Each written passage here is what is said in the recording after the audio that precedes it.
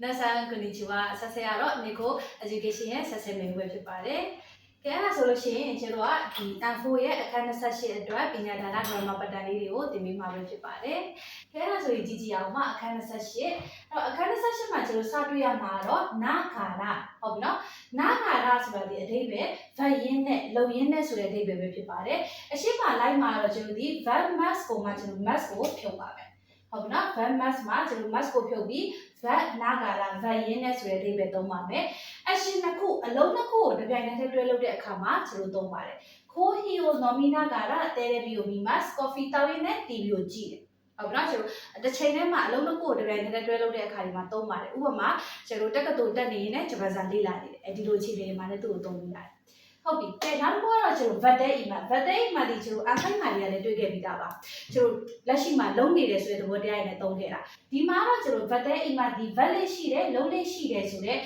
အများအားကျွန်တော်လုံးလေးလုံးထားရှိတဲ့အလေးချင်းတွေမှာသုံးပါတယ်အဲ့တော့Yasumi no hi wa tennis ကိုしていますအဲ့တော့ပိတ်ရက်တွေမှာအနားရပြုရက်တွေမှာဆိုလို့ရှိရင် tennis ကိုရိုက်လေးရှိတယ်ဟုတ်ပြီနော်အဲ့တော့ကျွန်တော်ဒီပိတ်ရက်တွေမှာဒီတစ်ခုခုကျွန်တော်အလေးချင်းလုံးလေးရှိတယ်ဆိုတဲ့အခြေအနေတွေမှာသူ့ကိုသုံးလို့ရပါတယ်ပြီးရင်နောက်ထပ်နံပါတ်3ကတော့မိုးရှိဒါကတော့သူကဗာလဲဆိုလို့ရှိရင်မိုးဒီကျွန်တော်အရှိမနောင်းလေးလိုက်တဲ့အခါမှာသုံးပါတယ်ဟုတ်ပြီနော်ဒီနေရာမှာနောင်းရှိမယ်ဆိုတော့ကျွန်တော်မိုးနဲ့ပြန်သုံးတယ်တကယ်လို့နောင်းမပါတဲ့အခါတွေမှာဆိုတော့ရှိဆိုပြီးတော့နှစ်ခုလေးသုံးမယ်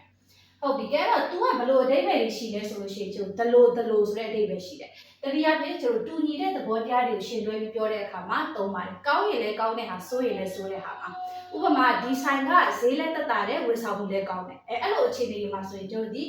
ရှိဆိုတဲ့ကောင်းလေးတွေကိုကျွန်တော်သုံးလို့ရပါတယ်ဥပမာမကောင်းတဲ့အခြေအနေဆိုရင်လည်းဒီဆိုင်ကဈေးလည်းကြီးတယ်ဝန်ဆောင်မှုလည်းမကောင်းဘူးအဲ့လိုအခြေအနေမှာဆိုလည်းသူ့ကိုသုံးလို့ရတယ်အဲ့တော့ကျွန်တော်ဒီရှိရဲ့အရှိမှာဆိုလို့ရှိရင် verb play for ing play for နာကြည့်တယ်ဆိုရင်